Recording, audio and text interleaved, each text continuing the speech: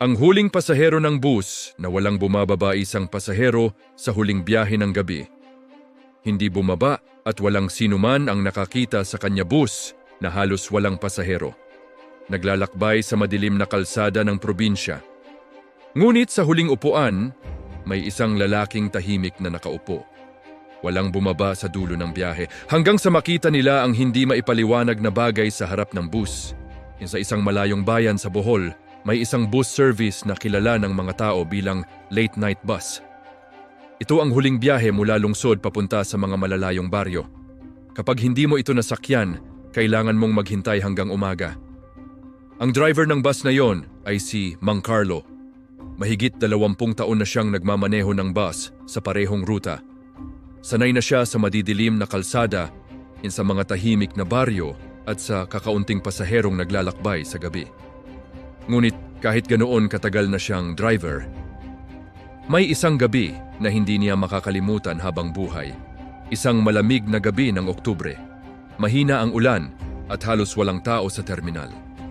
Ang mga ilaw ng poste ay kumikislap at ang hangin ay may dalang kakaibang lamig. Naghahanda si Mang Carlo para sa huling biyahe ng gabi. "Carlo, mukhang konti lang ang pasahero mo ngayon," sabi ng dispatcher.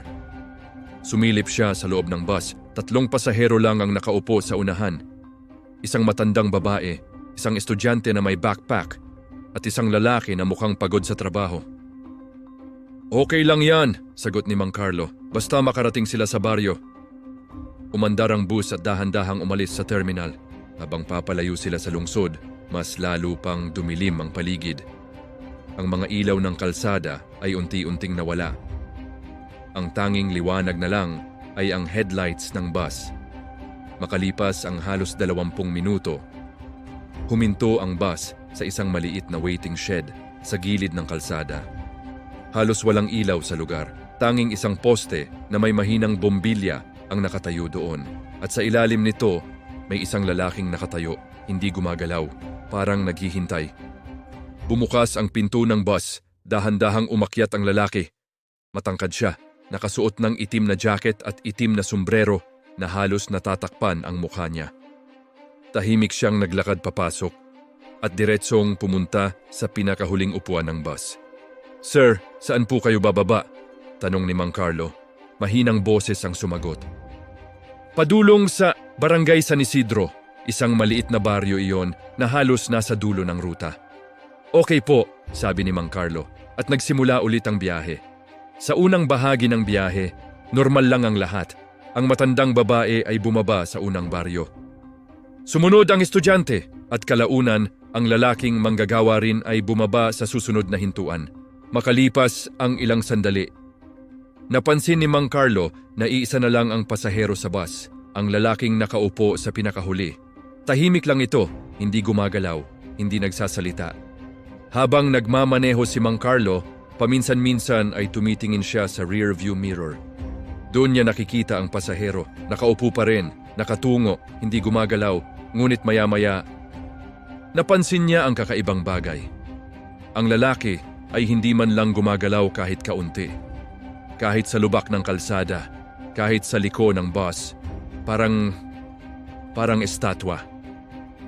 Siguro pagod lang, bulong ni Mang Carlo sa sarili. Ngunit may isa pang bagay na napansin niya. May kakaibang lamig sa loob ng bus, parang biglang bumaba ang temperatura. At may amoy na hindi niya maipaliwanag. Parang basa na lupa at may halong bulok na dahon. Hindi niya alam kung saan nanggagaling ang amoy. Maya-maya nagsalita siya. "Sir, malapit na tayo sa San Isidro. Handa na po kayo?" Walang sagot. Tahimik pa rin ang lalaki. Sa rearview mirror, nakita ni Mang Carlo ang mukha ng pasahero. Ngunit hindi niya maaninag ng malinaw. Parang walang kulay ang mukha nito. Maputla.